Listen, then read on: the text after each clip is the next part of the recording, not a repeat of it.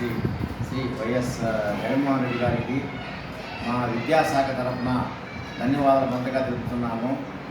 స్వతంత్రం వచ్చిన నాటి నుండి పాఠశాలలు ఏ విధంగా ఉందంటే మనకంతా తెలిసిందే.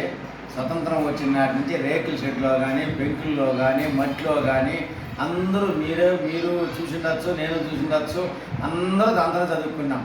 ఈరోజు స్వతంత్రం వచ్చిన దాదాపు అంటే 70 ఏళ్ళ తర్వాత ఈరోజు మనకు వచ్చి ఈ నాడు నేడు వచ్చిన తర్వాత పిల్లలకు వచ్చి టేబుల్స్ కావచ్చు, డెస్క్లు కావచ్చు, నెక్స్ట్ క్లాస్ రూమ్ కానీ, ఒక రూమ్కి 4 ఫ్యాన్లు, 4 ట్యూబ్ లైట్లు ఉంటుంది. ఈ విధంగా ఈ స్వతంత్రం వచ్చిన తర్వాత ప్రతి తరగతిలో కూడా సరే ఈ విధంగా ఉండడం ఇదే ఫస్ట్. అదే కాకుండా వచ్చి విద్యార్థులకు వచ్చి తాగేదానికి ఫిల్టర్ వాటర్ ప్రతిరోజు కోడిగుడ్డు ఇస్తున్నారు. ఇంతకుముందు వచ్చి వంటల్ని గుడ్డి అనేవాళ్ళు, వాళ్ళు వారానికి ఒక రోజు కూడా గుడ్డు వేసేదనమాట. ఇప్పుడు ప్రభుత్వమే గుడ్డు సరఫరా చేయడం వల్ల ప్రతిరోజు ఒక శనివారం తప్పించి 6 రోజులు గుడ్డు ఇస్తాం అనమాట. శనివారం వచ్చి స్వీట్ పొంగలు, రాగి జావా ఉంటుంది. అదేవిధంగా ఫిల్టర్ వాటరు ఇవే కాకుండా వచ్చి విద్యార్థులకు వచ్చి ఇంకా టాయిలెట్స్ విషయంకి వచ్చినామంటే ఒకప్పుడు వచ్చి నడి ఊరిలో స్కూల్ ఉండేది. టాయిలెట్ బాగుంటే పక్క చిన్నలు ఇక్కడ రావద్దు అనేది మేడమ్స్ అంతా కూడా సరే పక్క ఇళ్ళకు ఊరు పక్కన ఇల్లు ఉండే పోవాల్సి వచ్చేదనమాట. ఆ విధంగా ఇబ్బందులు ఉంది. ఇప్పుడు ఈ నాడు నేడు వల్ల ప్రతి పాఠశాలలో కూడా సరే టాయిలెట్స్ ఉంది, వాటర్ ఫెసిలిటీ ఉంది. కాబట్టి విద్యార్థులు కూడా సరే కంటిన్యూగా ఇప్పుడు మీరు కానీ ఎవరైనా కూడా సరే చెక్ చేసుకోవచ్చు. ఆల్వేస్ ప్రతిరోజు ఫోటోస్ కూడా అప్లోడ్ చేస్తాము. కాబట్టి టాయిలెట్స్ మెయింటెనెన్స్ కానీ అన్నీ బాగుపడిన వల్ల ఆ టాయిలెట్స్ మెయింటైన్ చేయడానికి కూడా ఒక స్కావెంజర్ పెట్టడం జరిగింది.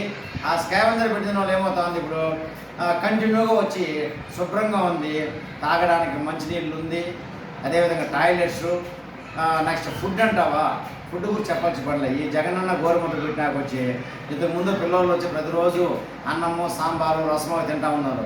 ఈ జగనన్న గవర్నమెంట్ పెట్టినాక ఏం చేశారంటే విద్యార్థులకు వచ్చి ఇప్పుడు ఒక్కొక్క రోజు ఒక వెరైటీ. సోమవారం తీసుకున్నామంటే వెజిటబుల్ రైస్, అటు మంగళవారం తీసుకున్నామంటే లెమన్ రైస్ ఉంటుంది. ఆ విధంగా రోజు వెరైటీ పెట్టేది వల్ల ఏమవుతుందంటే విద్యార్థులు కూడా సరే ఇంట్రెస్ట్గా బాగా తింటాడారు అనమాట.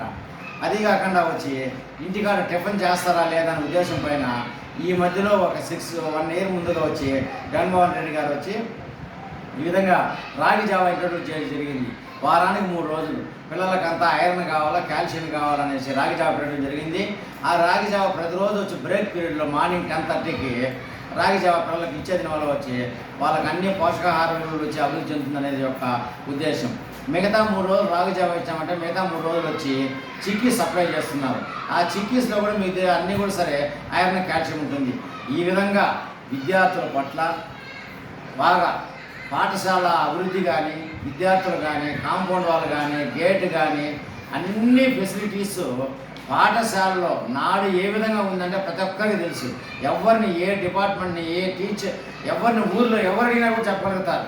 కానీ ఈరోజు వచ్చి పిల్లలకు ఇంతవరకు ఫెసిలిటీ చెప్పినాను. నెక్స్ట్ బుక్స్ గురించి చెప్తాం. ఇంతకుముందు టెక్స్ట్ బుక్లు మాత్రం ఇచ్చేవాళ్ళు.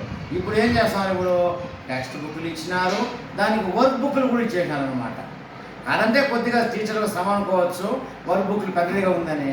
కానీ ఆ వర్క్ బుక్ల వల్ల ఏమవుతుందంటే పిల్లలు నోట్బుక్లు కొనే పని తప్పుతుంది. ఈ కాన్వెంట్ పిల్లల మాదిరిగా ఆ వర్క్ బుక్ల పిల్లలు రోజు దాన్ని రాస్తూ ఉంటారు. ఉపాధ్యాయులు కూడా సపరేట్గా నోట్స్ చెప్పాల్సిన పని లేకుండా దాంతోనే నోట్స్ రాస్తూ ఉంటారు అనమాట. అందువల్ల విద్యార్థులు ఏం చేస్తామంటే ఇది విద్యార్థులకు టెక్స్ట్ బుక్లు, వర్క్ బుక్లు వన్ సైడ్.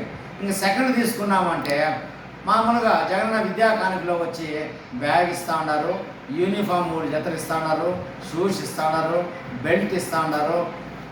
ఈ విధంగా అన్ని ఫెసిలిటీ ఇచ్చేసిన వల్ల ఒకప్పుడు ఇప్పుడు నాకు 60 ఏళ్ళ వయసు, 60 ఏళ్ళలో నేను 10వ క్లాస్ చదివేటప్పుడు చెప్పులు వాడినాను.